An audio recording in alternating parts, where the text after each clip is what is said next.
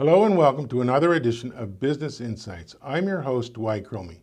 Today I'm talking with Mike Stull, the director of the Inland Empire Center for Entrepreneurship, which supports the efforts of students, aspiring entrepreneurs, and small business owners. Here in the Inland Empire, they deliver a wide range of programs and services for those individuals. Welcome, Mike. Dwight, great to see you again.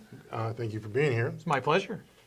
Give me a little insight on how you got to where you are. I mean, I've known you for several decades now, but how did you get to the position of director for the ICE program? You have to be careful what you say yes to, right? So, actually, it was a really interesting. I had a chance to be involved in the center in its early stages. Of a former professor of mine at Cal State San Bernardino had this idea for the Center for Entrepreneurship, and he approached me and a number of other alumni and people, business leaders in the community about the concept, wanting to get feedback, and he put together a kind of a focus group to give input. And then as a result of that, he asked me if I would be interested in joining the board for the center. And so I was on the board in its early stages. Those first couple of years, it was getting started up and trying to develop programs and activities. And then ultimately, long story short, I was enticed to come and take over and be the director and try and grow the program into a nationally and globally recognized entity and develop all the various aspects of it. You've done a good job of it. Oh, thanks. Yeah. I think what you're fourth in the country or for recognition. We've had over the last. This is my 18th year with the Cal State San Bernardino and serving as the director of the Center for Entrepreneurship. And so it's been quite a ride. And over the years, we've stacked up a number of accolades, recognitions from both folks like the Princeton Review, which is the entity that Princeton Review and Entrepreneur Magazine ranked us as the #4 graduate program in the country a few years back. Most recently in 2017, an organization called CSUSB International, which is the primary accreditation body for business schools worldwide. It is the platinum standard for business schools worldwide. Only 5% of the business schools are accredited by AACSB, so it's a really tough accreditation to achieve and to maintain. They did an assessment of their member schools in 2017. They actually put together an outside party of judges, and they said, we want you to look at our member schools and evaluate their entrepreneurship programs. And what we want to do is we want to recognize the top 35 that are fostering entrepreneurship and innovation on their campuses. And so we submitted the data that they asked for, and we were selected as one of those top 35. So, wow. In fact, I think we were one of maybe 2 or 3 total in the state of California that were recognized. So 35 schools is a small group from a large group, and then we were one of a small number in California. Well, obviously you've done a great job as the leader or director of the program, and leadership is kind of what our program's about. Right.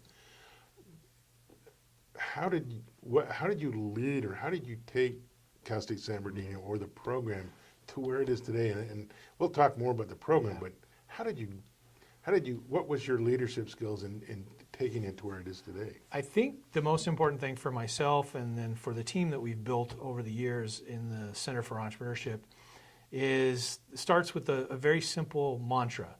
And it's something I've lived by, throughout my career, is that you have to think like an owner. So no matter whether I actually owned the company, or in the case of Cal State San Bernardino, I was the leader of the entity, the idea was that I'm always thinking like an owner, and I want our team to think like an owner. And what that implies is that, we treat it as if, we have equity in this, that every decision we make, every action we make is going to have a personal impact on us and our stakeholders. And that it's not just a job that we come in and we come out of, and right. And so we really take this personal. We bring our passion, we bring our enthusiasm, we bring innovation. We think like we're trying to build the best thing possible, and that means that we're going to do whatever it takes. And so the core values of our Center for Entrepreneurship are think like an owner, and to be to have a bias for taking action and making things happen. And I think that those types of things are really important. And then also being committed to learning. We have a learning orientation, right. So we're always learning more. We can always do better. And so those core values, I think, is what I've had for a number of years. And that's what our team shares, and that's how we live our experience every day in the center. And that, I think that's why you get this consistent ability to pursue new opportunities and find ways to provide more value to the people we serve, whether it's on campus or off campus. And so I think that's been a big part of it. And my role in the center is not only to help empower our team to reach their potential and maximize their programs, but also to come up with new ideas and be kind of trying constantly pushing us forward. As I said to somebody recently, I said, part of the challenge of working with somebody like me is that I'm never happy. And I said, it's not that I'm not happy, it's just that I'm never satisfied. And so we'll get to somewhere, we'll get this great ranking, and I'll think, that's great. Okay, now what? We're on to the next thing. What are we going to do next? I'm always thinking how you have to top yourself. Right. You have to constantly improve your game, because as soon as you get complacent, I think that it's game over, right? Well, they often talk about in leadership the mindset, whether you have a fixed or a growth mindset. It sounds like you not only have a growth mindset, but you've ensured that everyone on your team has that same growth mindset. Yeah, and it really is a mindset, because oftentimes I'll tell people, about our think like an owner mantra, and they'll say, well, isn't it about acting like an owner? And I said, ultimately, it takes action and execution, but I said it starts right here. If you don't have the mindset, there's going to be no action, right? Right. So we really have to cultivate that mindset and build our team all the way down to the lowest levels has to buy into that mindset. That's like our any number other one company. core value. Yeah. So I think that guides our whole program, and I think it also speaks to the fact that all of our team, if you're an owner, you get in and you do whatever needs to be done to make things happen. So I think that's a very powerful thing when people around you see that, hey, that person's picking up trash. That person's pitching in. They're willing to do whatever it takes to help make this an impactful organization. Now, we hear not only in your school, but something you hear about business all the time, culture. Can you talk a little bit about the culture of your organization? Because that, for most businesses, that either make or break a company or make it successful or not successful. Yeah. Well, I think it goes right back to that think like an owner. I mean, our culture is one of ownership and taking action and making things happen, and being constantly focused on learning and acquiring new skills and competencies and making new connections and things like that. And culture ultimately, is defined by the leadership of the organization. And then you hire in the people that fit the core values, and you really just reinforce this culture, and it grows and morphs over time. But I think as I look at companies, I think, a lot of times companies don't have a distinctive competitive advantage, but what they do have is their people and their culture. And every culture is unique. It's like DNA. Right. It's like nobody has the same identical fingerprint, right? And so I think that's one thing that business owners particularly, but leaders in any organization can help to mold and shape and develop a culture that's so unique that your competitors can't replicate that, right?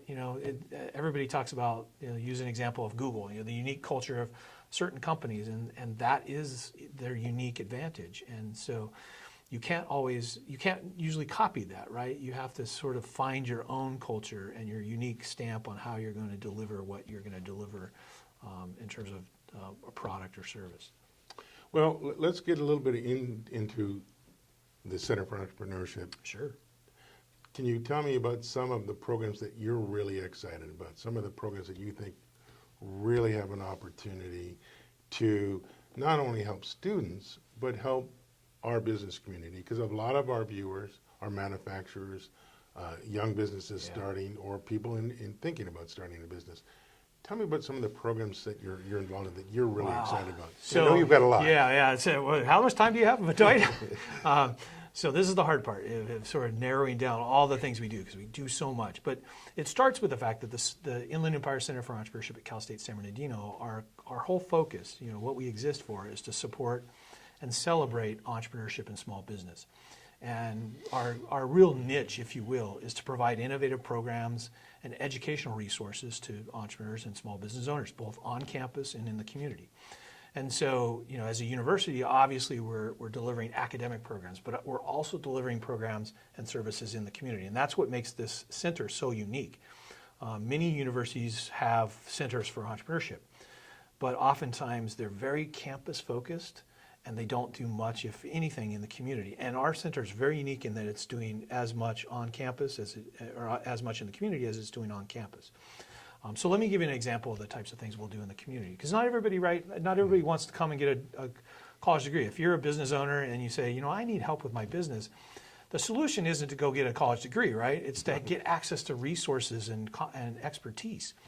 And so there's probably not a week that goes by that somebody doesn't call me with that very same thing. Hey, I heard about the Center for Entrepreneurship, and you provide resources to business owners, but I don't want to get a degree, so how can you help me?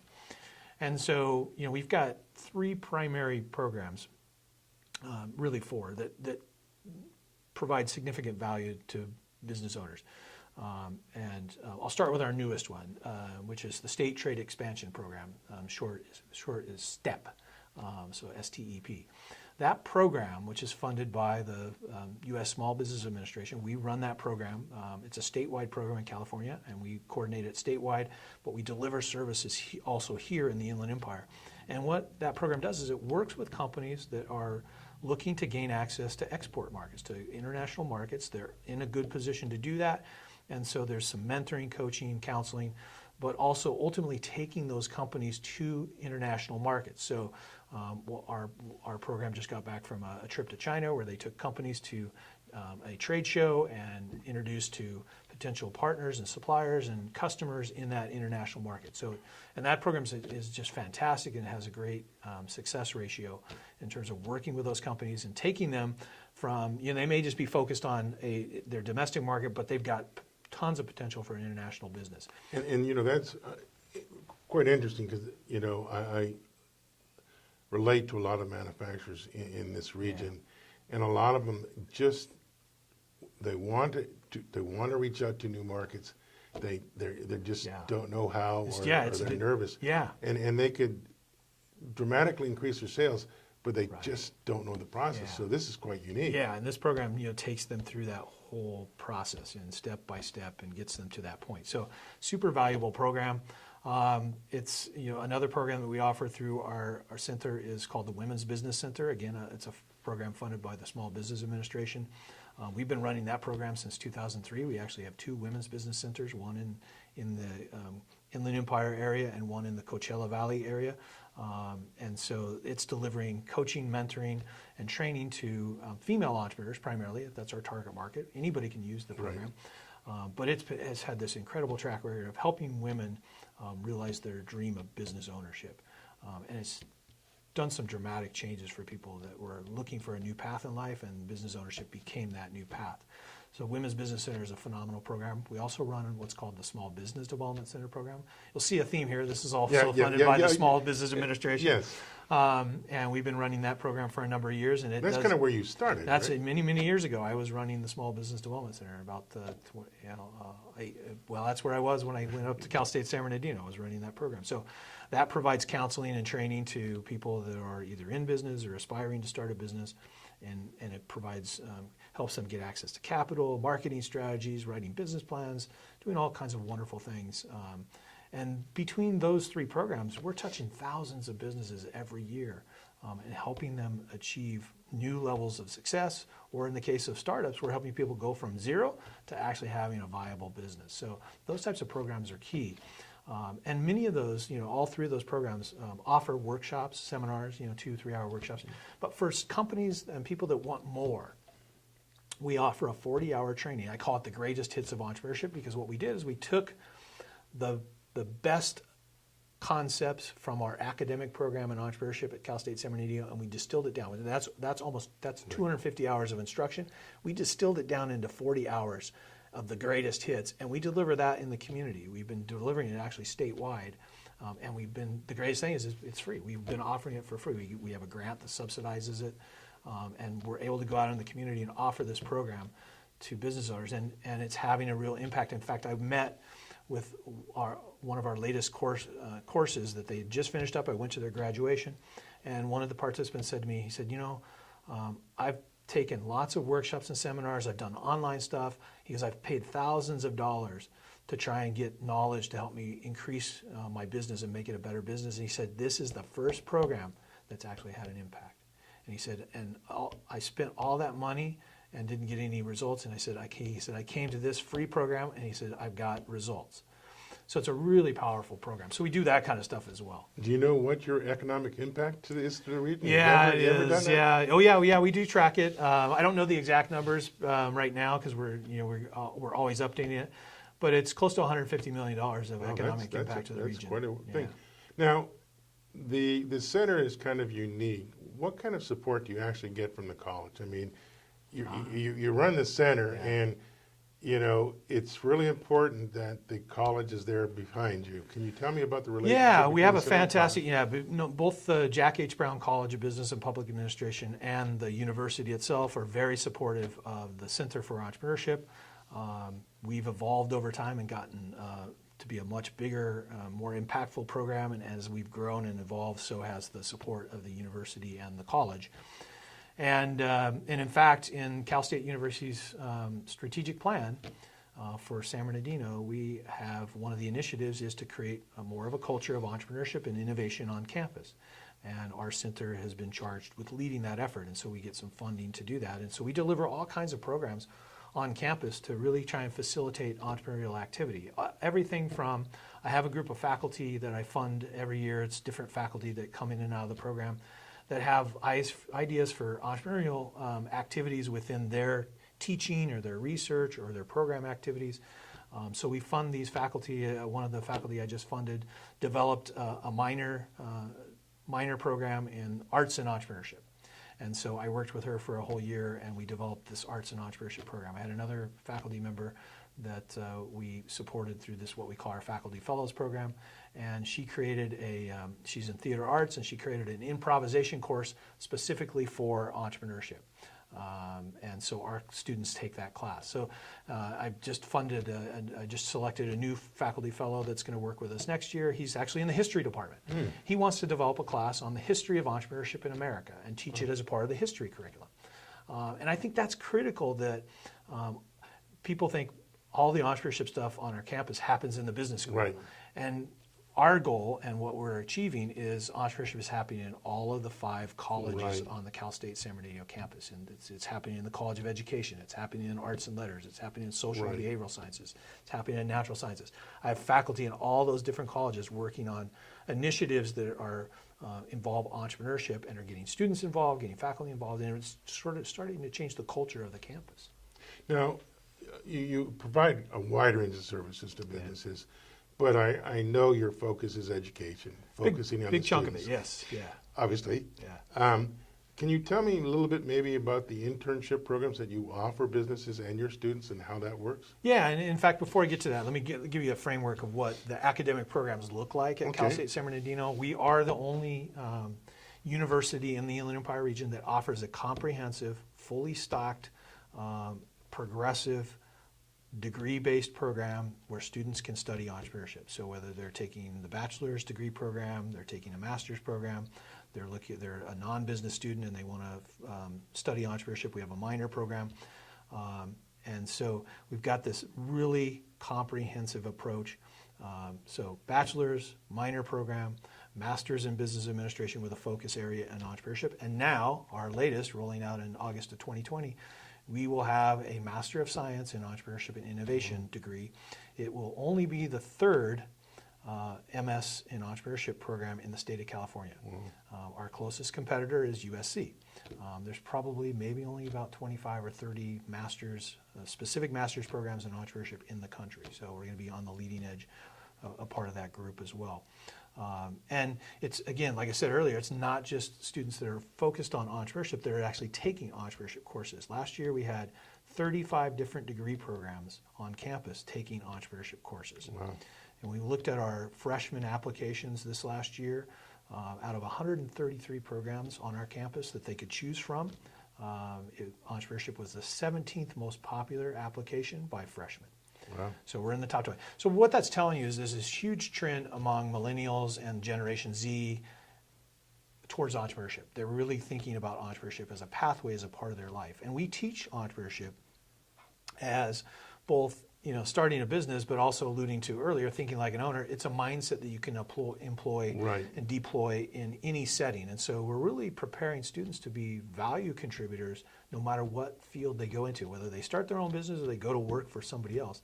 they become a valuable contributor because they understand the They holistic understand business. the- They understand innovation. They understand creativity. They can pitch ideas. They understand business models. I always use I trot out this example is that one of our most successful students didn't start a business. He went to work for a large company, a major international corporation, and he started at the very bottom, and within 6.5 years, he was the regional director for their company on their retail side. It's a tire manufacturer, and he's overseeing 110 of their retail tire stores in Southern California and Las Vegas. So he went from entry level to that position in less than 7 years, which is that's a spectacular rise. Yeah, that's a rise. And when you ask him how he got there, he says, I think like an owner. I understand the business from a holistic perspective. I'm innovative. I'm adding value. I'm not just doing my job. I'm adding value. I'm finding ways to help the business grow. Yeah. And that's the net sum of our academic programs is we're preparing students to go out and launch companies, but we're also preparing them to go in and help companies grow because they have this different set of skills and competencies and this mindset that's very valuable that you won't find in a lot of students. So, with those academic programs, we're having a really impactful experience. We've got about 300 students that study entrepreneurship at Cal State San Bernardino. They're declared in entrepreneurship. And as I was mentioning earlier, when we off the air, is that we're touching more students now with our academic programs because now every business student in our new curriculum that starts in fall of 2020, every business student will take an entrepreneurship class. And now also, typically the first 2 years of college, you're taking general education courses. Now, for the first time ever, we have an entrepreneurship class that's been accepted into the general education curriculum. So students can take as freshmen an entrepreneurship class. It's called Exploring the Entrepreneurial Mindset. And they can take this class and learn how to apply these skills from the entrepreneurial perspective in managing their life and their career and solving problems. These types of developments are fantastic in helping to really shape the pathways of these students.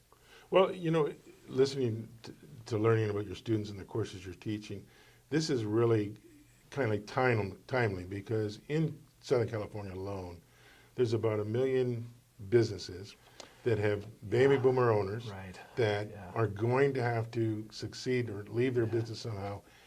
In hiring a student with an entrepreneurial mindset could help position them to leave that business with a profit rather than shutting the doors. So that's pretty significant. Yeah, I mean, there's a number of companies where the owners don't have children that want to take over the business, and does the owner want to sell the business? How do they want to handle this succession? And having somebody, as you know, the business is your baby, right? You don't want to just hand it off to anybody, right? And you don't want to close the doors. You don't want to close the doors, but our students, a lot of our students are perfect candidates to go in and sort of do that internship, do that kind of apprenticeship, if you will, learn the business. And the thing is that we see, and we've seen this with some of our projects, and we've seen this in other cases where you're able to bring those students in with a new mindset, a new energy, and find new opportunities for the business to grow. We've seen that in several cases where our students have gone in and done projects for companies. I have a business in Riverside that our student team worked on a project for them. And after it was over, he said, can you have another student team come in? And he said, because I'm seeing immediate impact from what the students are doing. Can you have another team come in and work with me? And so they're seeing the value because, as he said, they're seeing things that I don't see, right? And he said, they know things that I don't know. And he goes, that's helping me grow my business. And I think the similar situation, if you can bring somebody in, that they're going to bring a new energy, a new mindset to the business, and ultimately that helps the business grow and helps the current owner. Well, what's amazing is that's what happened to me 40 years ago. I interned for a small company just because it's really what I wanted to do, and 2 years later I bought the company. Yeah, there you go. So, and here I am 40 years later doing the same thing.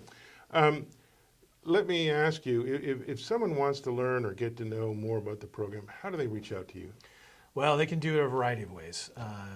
Obviously we're on social media, we have a website, and all of that information is readily available. for our primary website at Cal State San Bernardino is csusb.edu.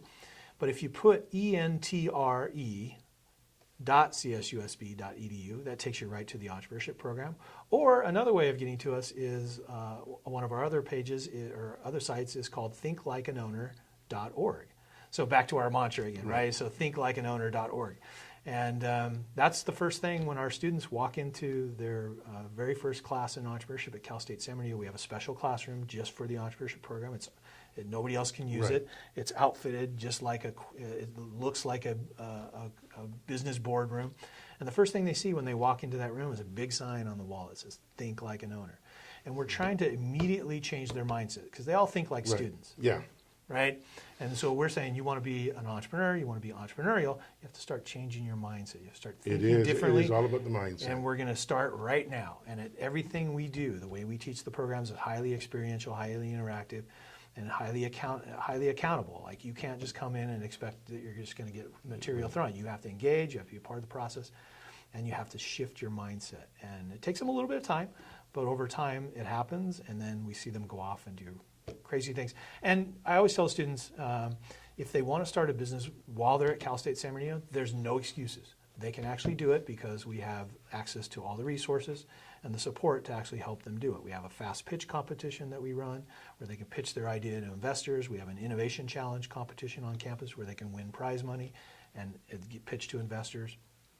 We have a business accelerator on campus where they can be a part of that program, get access to office space, mentoring from our full-time entrepreneur in residence. This is a person that is there every day, not only teaching courses in entrepreneurship, but he's an entrepreneur and an angel investor, and he's working with our startups, helping them develop their businesses and grow. So there's really and we also provide startup capital to those businesses as well. So there's really if you're a student at Cal State San Bernardino and you really want to start a business, there's no excuses for you. You can actually do it while you're a student there, if you want to. And it's powerful. We had a physics student that changed to entrepreneurship. He got enticed by a presentation I did, and he said, "I'm really interested in this." He took a class, and then he said, "I'm going to change. I'm going to be a physics minor and an entrepreneurship major." He changed. He entered our fast pitch competition this year. He didn't win the competition, but after the event, an entrepreneur in the audience came up to me and said, this was at our Spirit of the Entrepreneur Awards, where the students do their final pitches, a black tie, business gala, 1,000 people. Fabulous event. Yeah. He made his pitch to the audience. He didn't win the competition, but the entrepreneur came up to me afterwards and he said, "How can I get in touch with a student because I want to invest in that startup." Wow. So that's the power that these things have, and that's where you see that overlap, between the community and our program, because our students are working on projects in the community. We have a course where they actually work on projects for local companies, entrepreneurs. They're doing internships. We have our fast pitch competition in the community, and entrepreneurs are coming to campus and mentor. So we have all these interaction points between the community and the students where you're seeing this real impact on both the students, but also the entrepreneurs as well. They're looking at it and going, "Wow, that's some." As I had at our innovation challenge last week, one of the judges came over and said to one of our students, she was really encouraging her and said, "You've got some real talent. You've got some." And she said to me afterwards, she goes, "That's the kind of student I would like to have hired." So. Well, thank you, Mike. No, my pleasure, Dwight. Great conversation. Yeah, absolutely. This has been another edition of Business Insights. I'm your host, Dwight Cromie, and I want to thank you for watching. Good night.